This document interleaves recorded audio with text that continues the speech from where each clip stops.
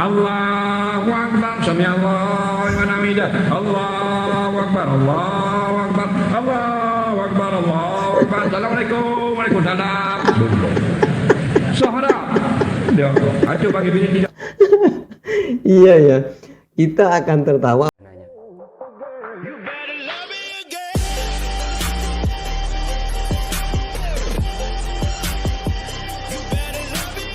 Assalamualaikum warahmatullahi wabarakatuh. Selamat datang di channelnya Cak Ope. Pada kesempatan kali ini saya mengajak teman-teman untuk berselawat kepada Nabi Muhammad SAW. Allahumma sholli ala Muhammad, Allahumma sholli ala Muhammad, Allahumma sholli ala Muhammad. Dengan harapan meskipun kita tidak pernah berjumpa dengan Rasulullah, meskipun kita tidak pernah berjabat tangan dengan Rasulullah, paling tidak kita kelak di akhirat Allah Subhanahu wa taala kita bisa berjumpa dengan Rasulullah, kita bisa berjabat tangan dengan Rasulullah, dan kita bisa berkumpul dengan Rasulullah, dengan para sahabat, dengan para ulama, para alim, pun juga dengan keluarga besar kita ya teman-teman. Amin amin ya rabbal alamin. Oke, pada kesempatan yang mulia ini di bulan suci Ramadan ini kita akan ngaji lagi kepada Ustadz Azhar Idrus, dan di sini saya sudah persiapkan juga videonya. Ini ada video dari channel Ustazah Aina, Masya Allah. Ini di subscribe ya teman-teman, biar tambah berkembang dan tambah semangat orangnya ya. Di sini tajuknya hibah atau faraid, mana lebih molek. Lebih molek itu lebih baik ya, molek. Soalnya molek iya baik mungkin. Soal jawab ini teman-teman, dan seperti biasa kalau kita itu mau ngaji bareng bersama saya, maka jangan lupa buka mata, buka telinga, dan buka hati. Bismillahirrahmanirrahim. Don't go anywhere, stay here and check it out. Boleh dok kita gabungkan niat solat-solat sunat dalam satu solat macam tahiyatul masjid dengan solat rawatib? Okey. Faham soalan, faham jawapan. Cuma kita nak khabar orang yang bertanya ni dia paling banyak pahala, bukan orang tukang jawab. Betul.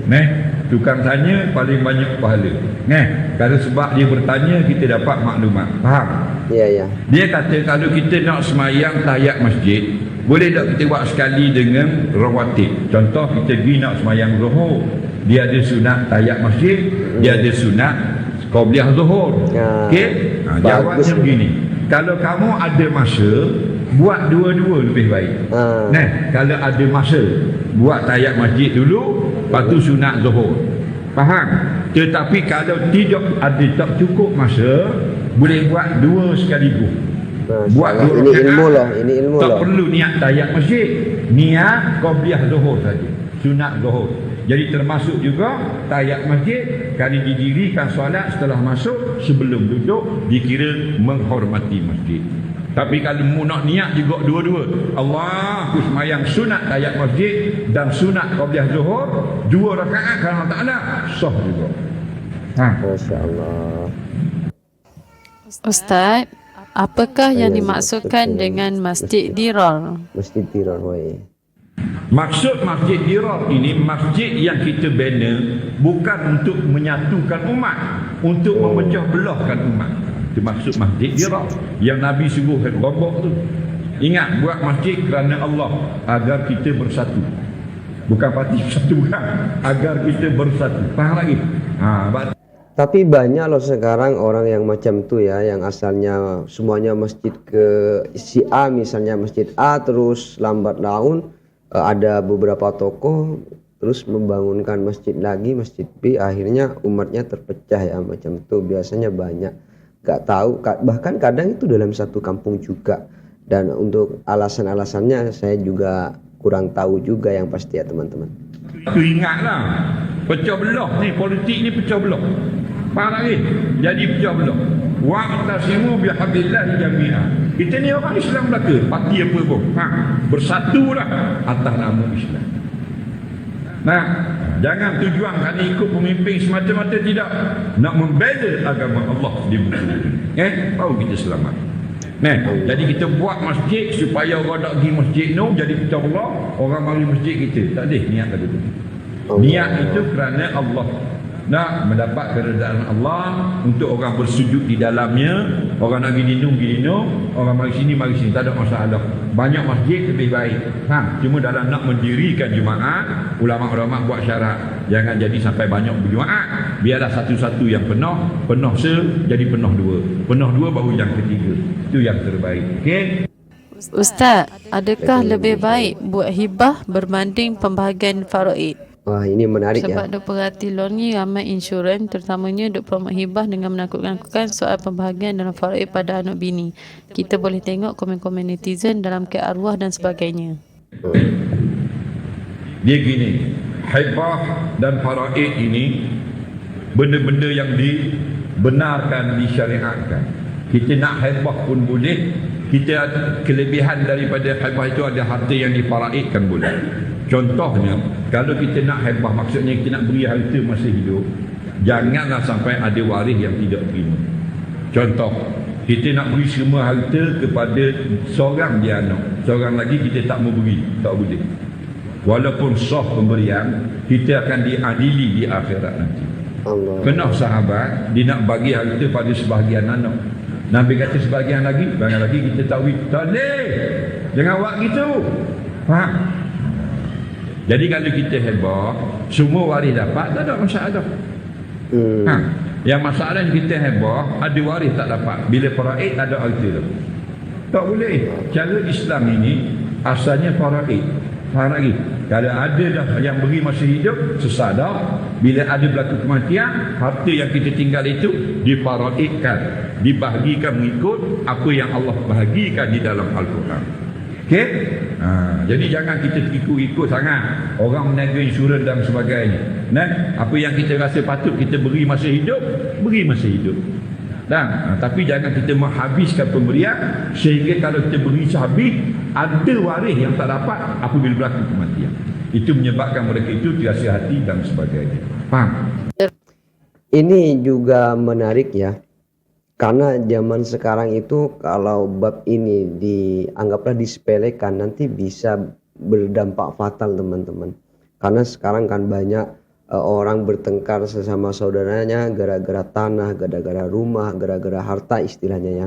Makanya kalau sekiranya ya, kalau zaman sekarang sih, kalau sekiranya semuanya itu bisa mendapatkan, kalau menurut saya dihibahkan aja. Soalnya kadang ada loh sebagian orang yang gak mau terhadap hasil dari faraid teman-teman. Ini banyak kejadian di sini.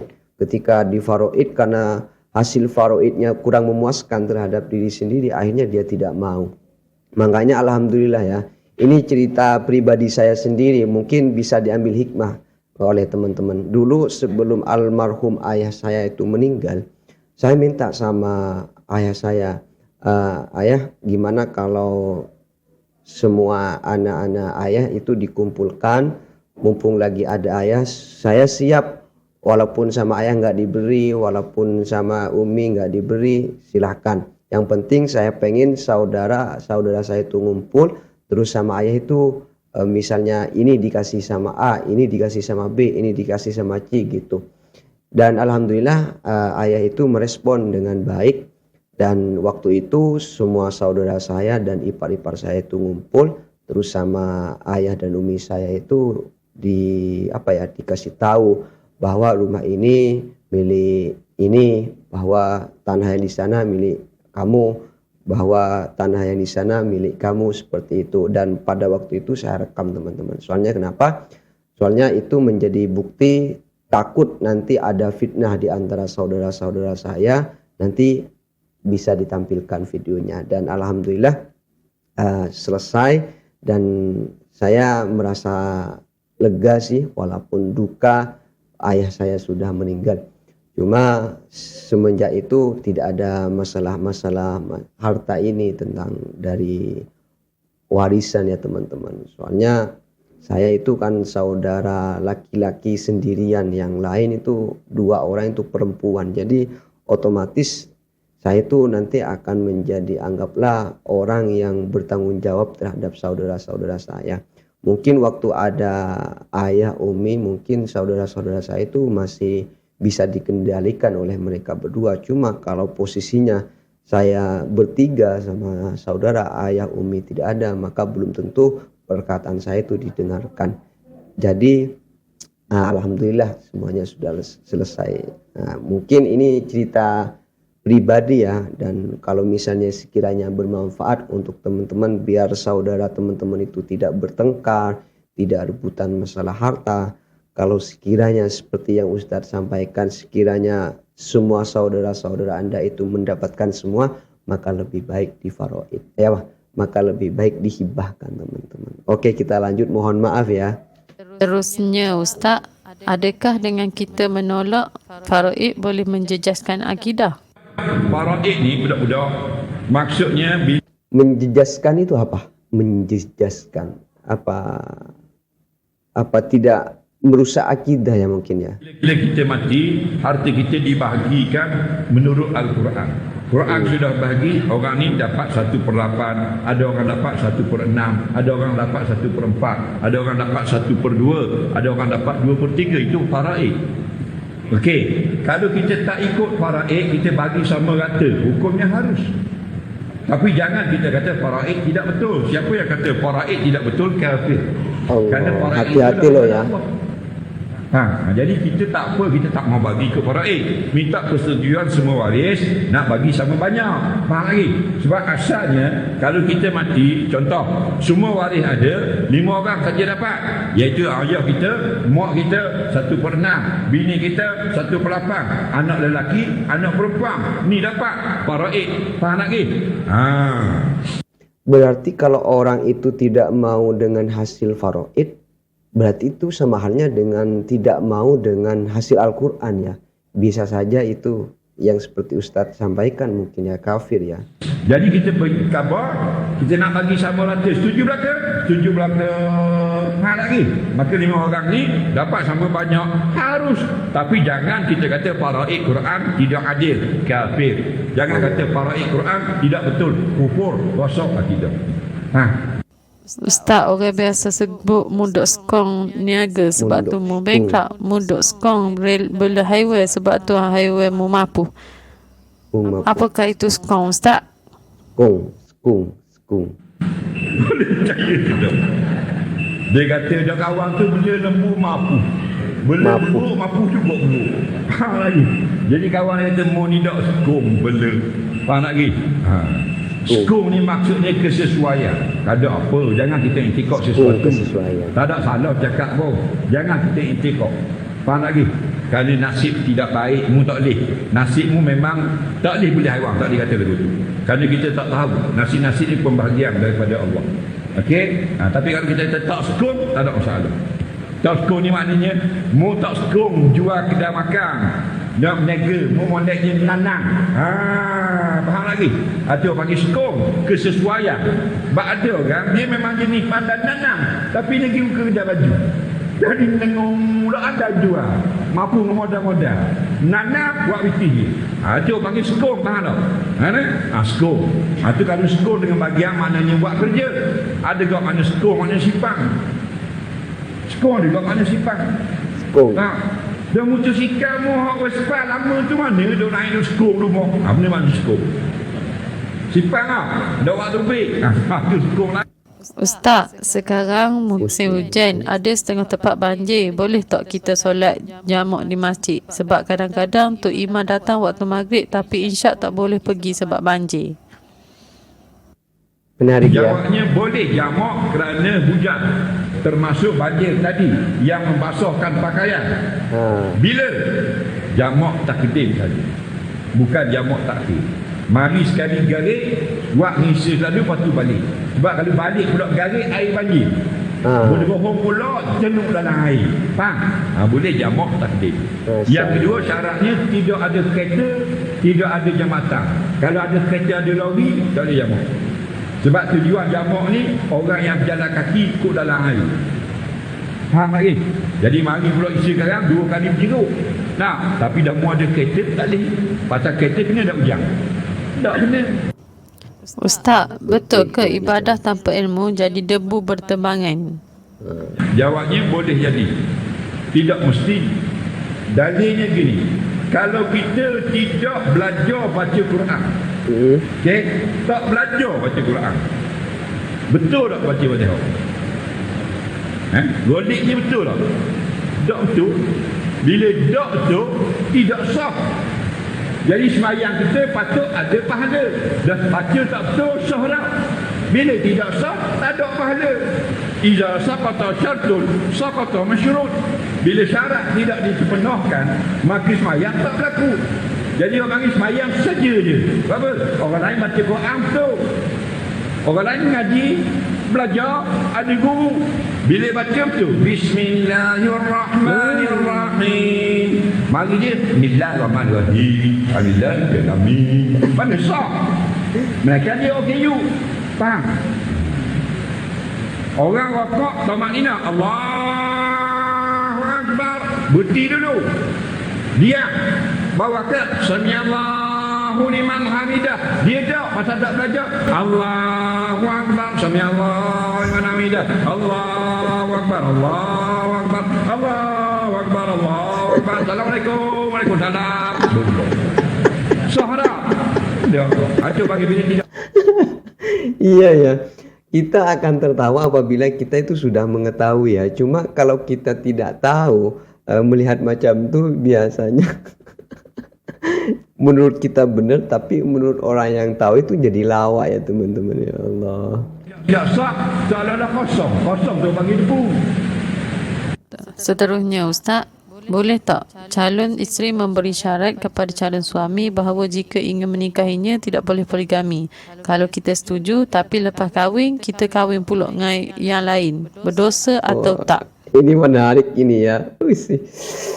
Sumpah ini kira-kira gimana ya? Soalnya apa ya, kemarin ada sih terjadi pada saya sendiri sih, ada yang kirim saya mengenai poligami gitu kan. Saya agak apa ya jawab adanya, soalnya saya tuh tipe-tipe orang yang mungkin ya untuk sekarang, nggak tahu nanti, tipe-tipe orang yang tidak berpikir untuk menikah sampai 2 kali lah gitu. Karena saya berpikir ketika menikah menanggung dosanya satu istri aja belum tentu saya sanggup, apalagi nanti sampai menanggung dosanya orang istri 2, ketiga, bahkan keempatnya. Itu tanggung jawabnya lebih besar nanti ya di akhirat. Itu sih untuk sementara, enggak tahu nanti apabila menikah sih. Baik. Oh, belik-belik berterih ni. Masa nak nikah, bini dia kata boleh nak nikah. Syaratnya, abang bila nikah dengan saya, tidak kahwin lain dah daripada saya. Kalau kita berjanji begitu, wajib kena penuhi janji. Oh, berarti enggak boleh. Tapi kalau kita tidak berjanji, tak apa. Kerana Nabi kata ayatul munafik salasun, 3 tanda perangai munafik.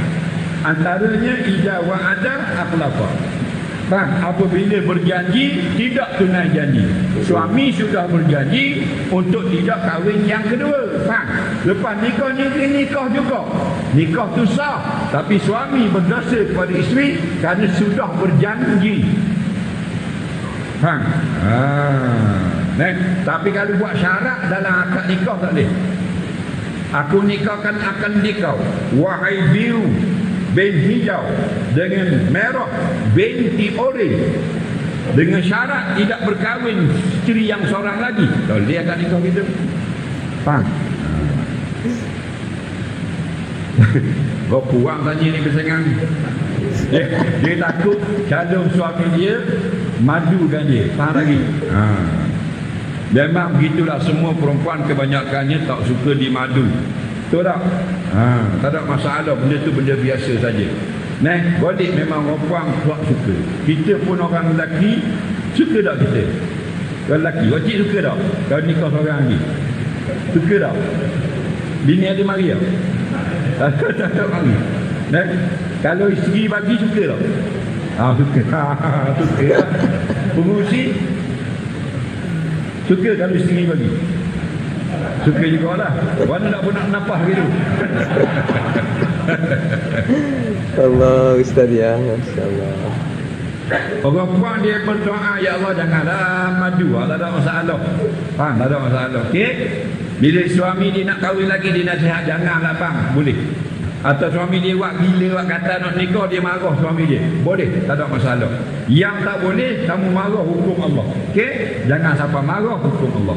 Mu nak nasihat suamimu, mu lebih layak pada orang lain, mu kenal dia. Mu nak kata dia tak mampu, mu layak orang lain tak saya cakap banyak pasal mu kenal laki mu. Faham? Tapi jangan siapa marah hukum Allah. Okey?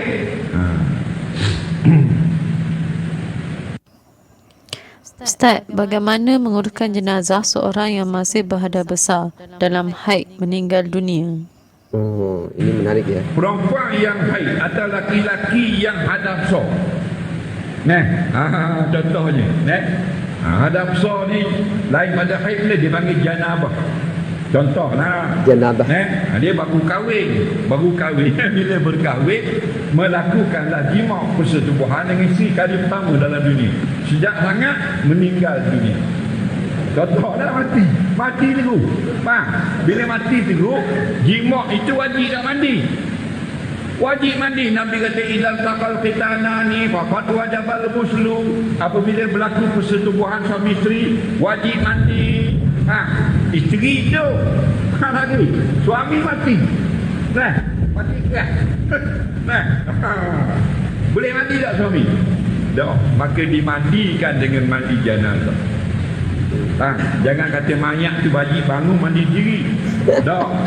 Ada orang dia kata kena mandi 2 kali. Mandi junub kali, mandi jenazah kali, salah. Sekali mandi saja. Batulah. Tajhizul mayyit, penyediaan mati ada 4 yang wajib. Mandi, kafan, mayat, tanah. Mari mandi saja sudah memadai. Walaupun ada banyak hadas. Contoh perempuan dia jima' sekali bini dia, 1 hadas. Lepas tu haid pula, 1 hadas. Sekali mandi dia. Okay. Soalan seterusnya, wajib atau tidak wanita menutup bahagian bawah dagu? Oh, dagu ini ya. Okey, ni dagu, hujung dagu.